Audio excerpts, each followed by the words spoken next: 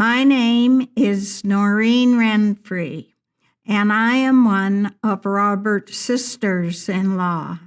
It's my privilege to share a few remembrances of him today. Some of the remembrances go back 66 years. At that time, Robert had three main interests: ball, his 1960 Pontiac Parisienne convertible, white with a blue top, and our sister Ruth. I was never sure of his number one interest until 2 weeks ago, when he was reminiscing with our brother Ken about the good old days. Robert recalled that he and Ken had gone to Salmon River to help our dad and Kenny Janes close out the lobster season. Robert was helping Dad, and Ken was helping Kenny Janes. After a couple of days, our Ken left for home, but Robert stayed.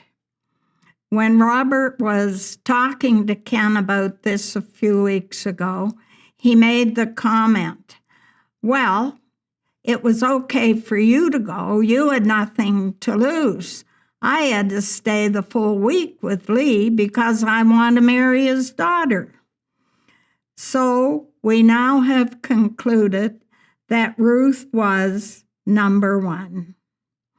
After the flashy Pontiac, Robert had a few Volkswagen Beetles.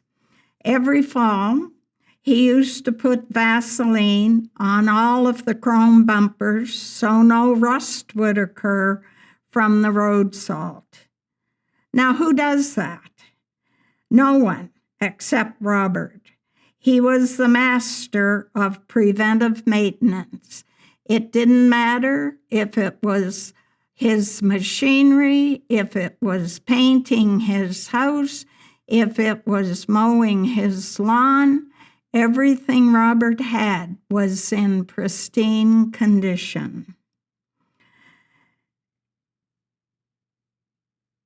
Robert was no stranger to work. He was around boats, traps, and the ocean his entire life. He told me once about taking the lobster fishing boat off his dad's from the wharf in Maces Bay down to Pokalogan, where his dad was fishing for the summer. He was 10 years old, and he was the lone occupant of the boat. His career was with the St. John Harbor Board, where he had various jobs, including wharf maintenance and tugboat operator. One winter, when he was plowing snow on the wharf, he saw something fluttering in front of him.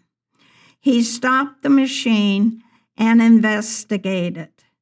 Only Robert would find $10,000 of cash money on a snowy winter night at work.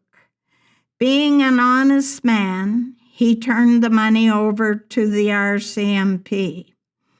The story goes that the money was never claimed, and after a year, it went back to Robert. Since Robert was quite thrifty, that amount of money may still be around somewhere. Robert was an avid and successful hunter. He was a very good marksman, and for years provided wild meat for his family. Once he stopped hunting, he enjoyed watching the deer come to the apple trees on his front lawn in the fall. He did not enjoy watching the porcupines dig holes in his carefully attended lawn. He also had a hate-on for the raccoons because they'd come at night to eat all the birdseed. Consequently, the porcupine and raccoon population has been significantly reduced. Compliments of Robert's homemade traps and his deadly skills with a .22. Robert hated change, especially in his home environment. He placed things in a certain way and did not want them placed in any other order. I'm willing to bet if you went to Ruth and Robert's kitchen today, you would find his plate, his cup, and his cutlery on the left-hand side of the sink. If you were to go in the living room, you would find his favorite paring knife on the end table beside the couch. If any of those things were moved, he would be a very disgruntled roommate. Robert must have been born with an innate sense of music. In his younger years, he played the fiddle. When the fiddle reels would start, Robert would be moving. His toes would tap, and out would come the spoons or the little wooden men he made attached to a dowel. With perfect rhythm, the wooden men would dance to the music. About 10 years ago, Robert and Ruth joined us on a trip to Salmon River on the Fundy Trail. The renowned New Brunswick fiddler, Ivan Hicks, was performing at the amphitheater. We took a seat in the audience. Unbeknownst to us, we were not alone. Robert had brought the little dancing men. Out came the men, and they were dancing to the fiddle music. Soon, this was observed by Ivan Hicks, and he invited Robert and the little men up on stage to perform with him. The audience loved it, and so did Robert. Robert was a very private man in terms of his emotions. This past year, however, he has been more expressive of his appreciation for his girls and their families. We heard about visits and phone calls. He was also grateful for friends and family who visited, brought food, or helped with chores that he could no longer do. He was a fiercely independent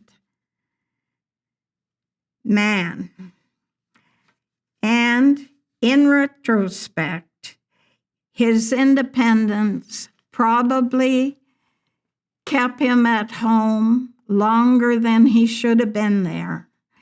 He really wanted to stay in his own home, and he did stay there until the last minute. He went into hospital on May 27th, and from there to Bobby's hospice.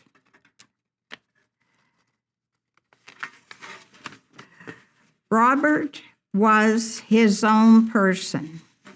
He could be funny, ornery, frustrating, bossy, but also sympathetic and affirming. He was a unique man, but he was our unique man.